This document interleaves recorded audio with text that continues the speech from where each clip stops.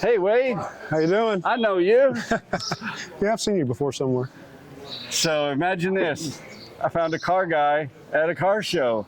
It's Wade from Mulder's Rods. You know him. Wade does tons of terrific paint and body work. They're in Brenham.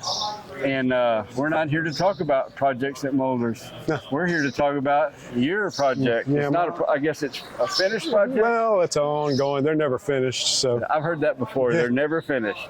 I'm always tweaking and modifying whenever I don't know, Yeah. got the time and the money. Talk to those folks. Yeah. What are we looking at here, Wade? Oh, What this is my 1981 Camaro, originally a Berlinetta that's kind of made into a Z28 clone that I've had for what, 12 years, 13 years now, something like that. Oh, so you've been working on this one for a while. Yeah, What was it like when you got it? it was all original.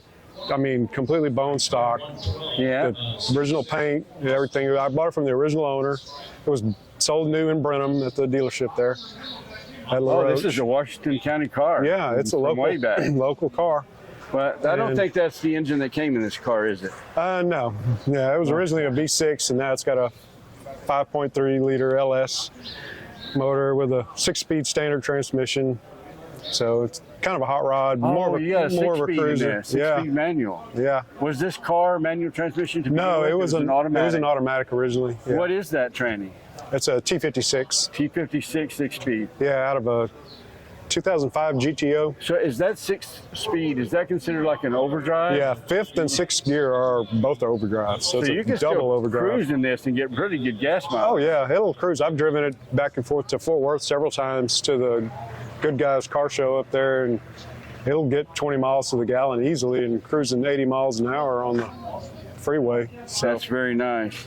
So a lot of these cars, I know they came with the 373 gear or the 342. Yeah, or is this original rear end? originally I think it had a 308. It's got the original housing and everything, but it's got 373 373 gears in it now, which works pretty good with this. With that, it could actually use probably a 411 or something. You could get away with it with that overdrive and still have plenty of. So here's the question of the day: who painted this car? Guy that looks like me. So you painted it? Did you paint this in the paint shop there at Mulder's? Right? Yes, I did it over there. It's kind of a side project. Yeah. How long since you painted it? A few years? 8 years. It still looks pretty nice. Yeah, it holds up pretty good. Sits in the garage at home. Haven't been driving it too much lately. I'm gonna move this over here. Get a shot of this power plant. It's very nice. Yeah, it's dirty now. That thing, it's all everything is filthy. Fine. What did that originally come out of, Wade? Do you know? It was from a 2000 Chevrolet Tahoe. Oh, out of a Tahoe. Yeah. So, do we have any idea what kind of horsepower that makes? Maybe Approximately 400 at the flywheel, probably. That's plenty. You didn't build this to be a race car, right? You just wanted to have a little pep, nice driver. Just a cruiser. Is that what you use it for? Is this just like what you call a Sunday driver, or you drive it all over the place? I don't know, mainly just go to car shows and stuff like that. I drive it every once in a while, drive it to work. Sometimes if the weather's nice, but it's mainly just a weekend cruiser or take it to the car shows and stuff like that. When you came to the car show here, did you drive this car here or trailer it here? Oh yeah, I don't even own a trailer, so yeah, it drives everywhere I go, everywhere I take it. It's been driven. Wade, I have to tell you something. In 1978, I bought a 78 Camaro Z28 in Devine, Texas, and I love that car.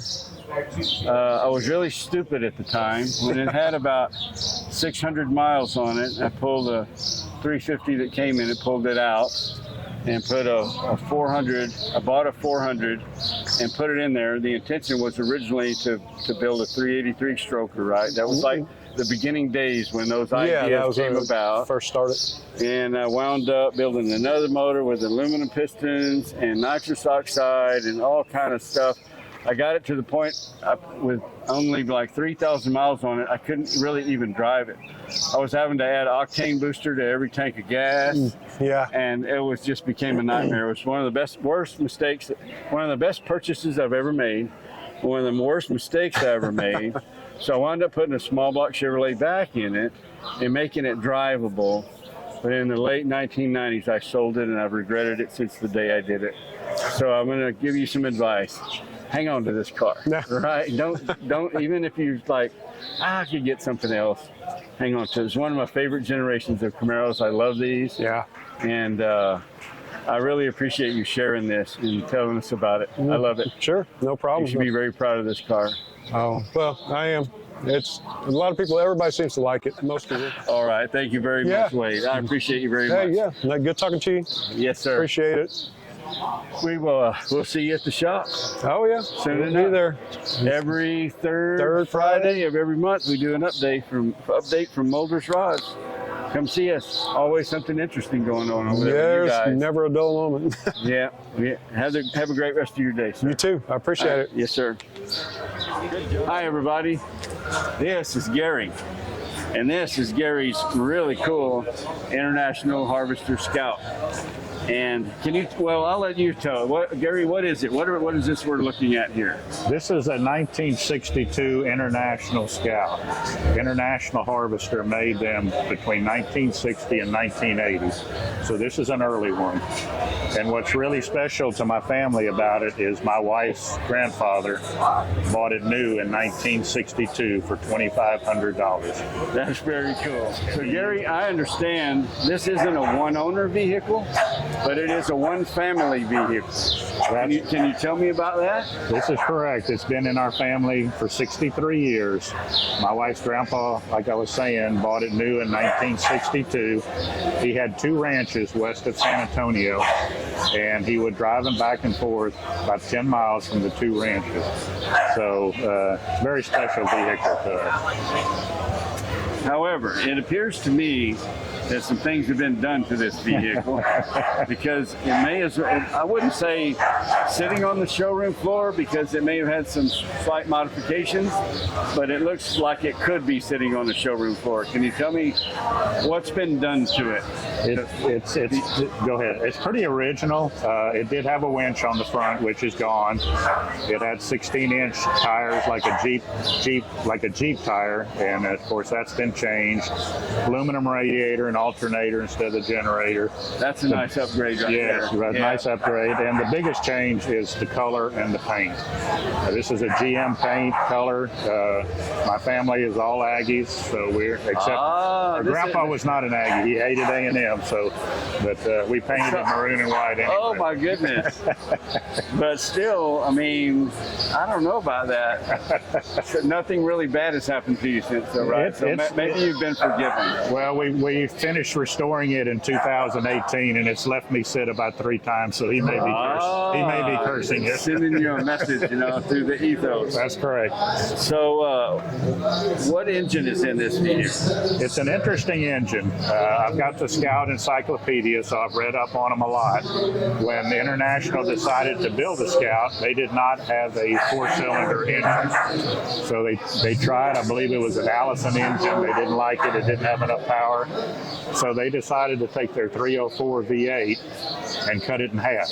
They sliced it right down the middle and made it a 4-cylinder. It's the right bank of cylinders, so it's a 152 cubic inch 4-cylinder, and I think originally new it had like 93 horsepower. Doesn't have a lot of power, but it's 4-wheel drive. It's geared way down. It would climb up a mountain. It's got some torque. It would climb up a mountain. It's got 450 something gears. It'll do about 55 on the highway.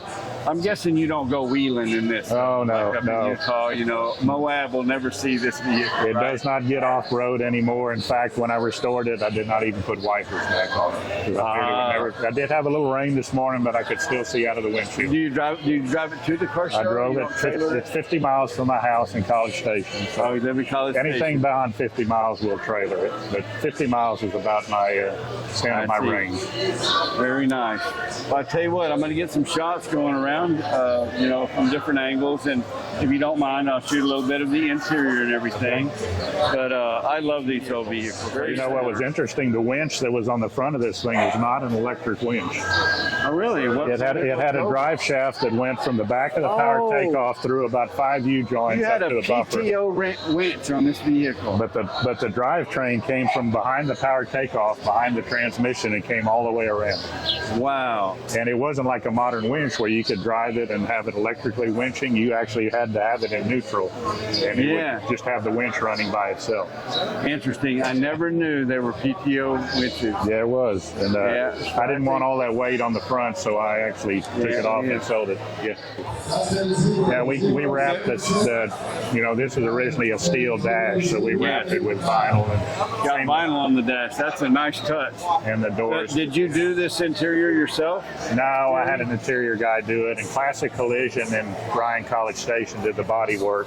I did all the chassis work myself. Looks like they did a very good job. Well, you're happy with it, I think. It literally took it down to a bare frame. Well, I think that, Gary, you should be very proud of this automobile. I can tell that you are.